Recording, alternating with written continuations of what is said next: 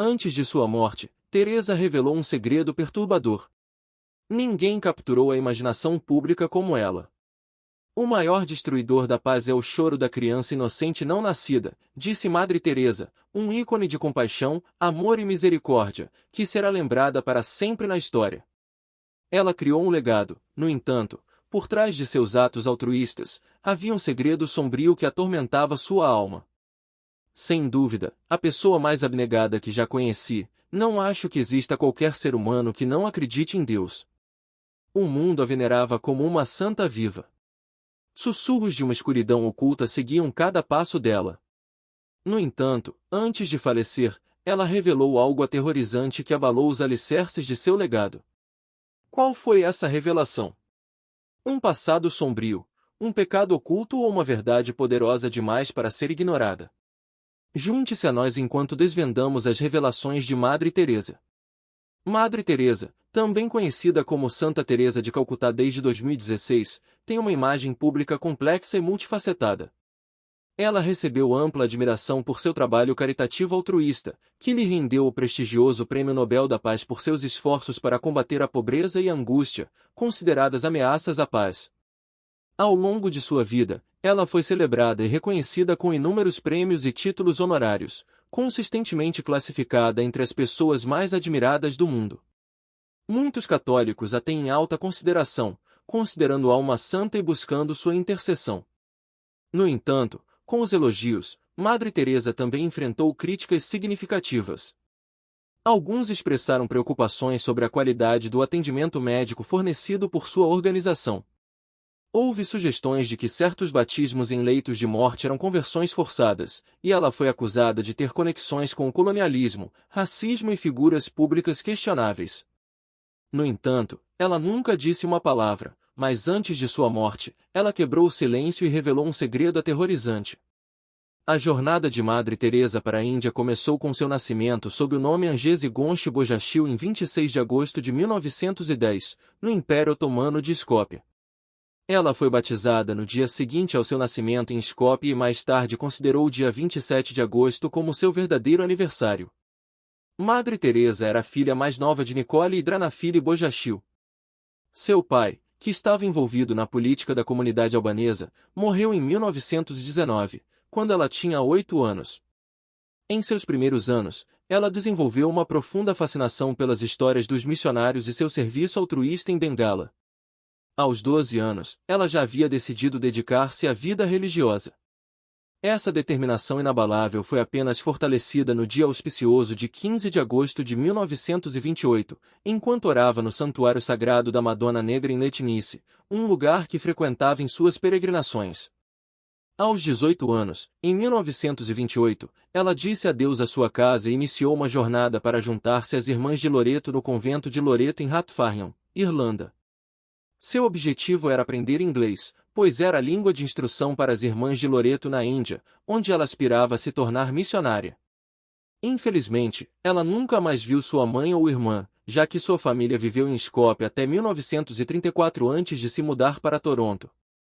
Em 1929, ela finalmente chegou à Índia e começou seu noviciado na serena cidade de Darjeeling, entre as majestosas montanhas baixas do Himalaia.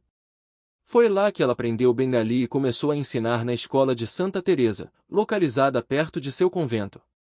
No memorável dia 24 de maio de 1931, ela fez seus primeiros votos religiosos, inspirada pela padroeira dos missionários, Teresa de Lisieux, adotando o nome Teresa.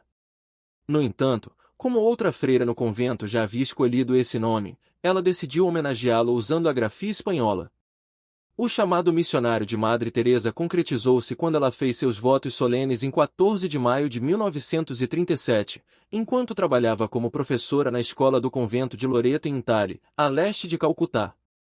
Adotando o título de madre, conforme a tradição de Loreto, ela dedicou quase 2 décadas à escola e foi nomeada diretora em 1944. Embora gostasse de ensinar, Madre Teresa sentia-se cada vez mais perturbada pela pobreza em Calcutá. O que a incomodava era que ela não se sentia em paz, apesar de ser missionária.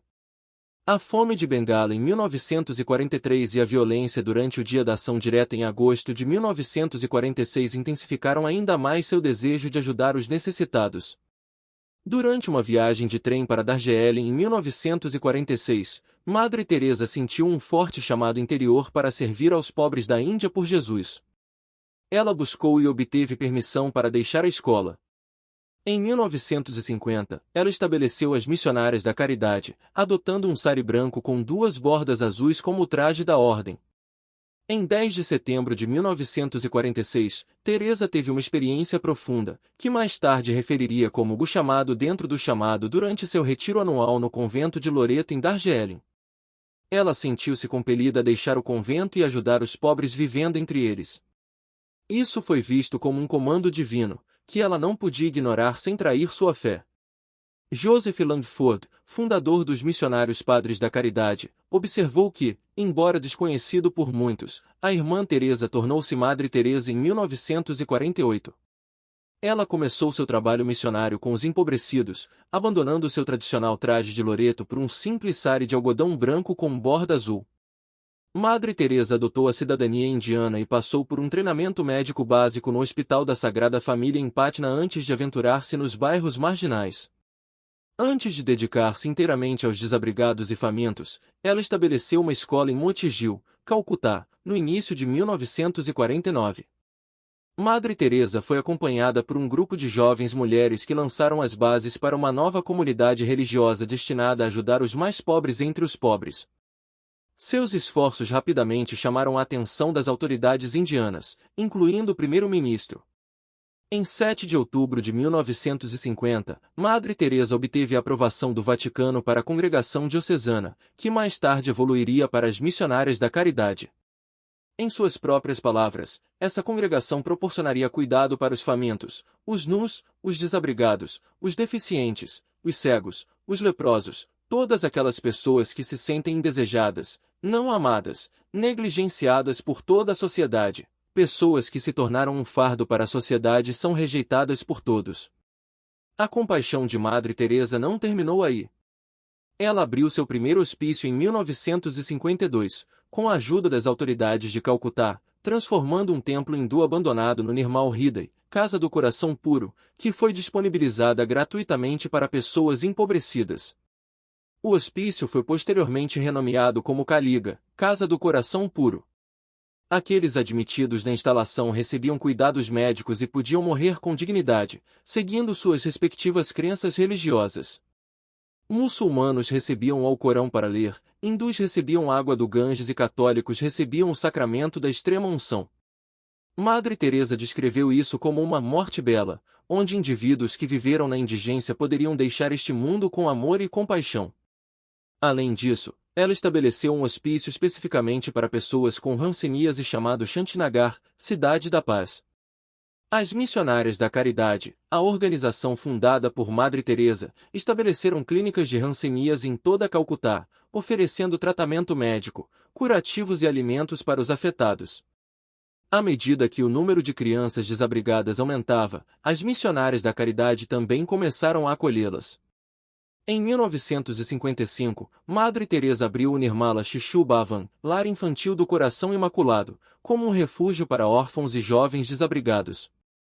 A congregação experimentou um aumento no número de recrutas e doações, levando ao estabelecimento de hospícios, orfanatos e leprosários em toda a Índia durante os anos 60.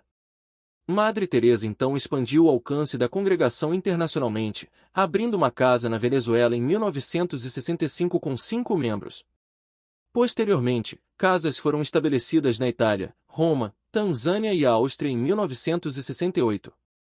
Ao longo dos anos 70, a congregação começou a fundar casas e fundações nos Estados Unidos e em vários países da Ásia, África e Europa.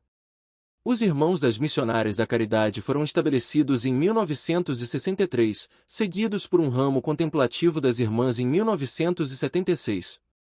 Leigos católicos e não católicos foram acolhidos como colabor. Atenção, queridos inscritos!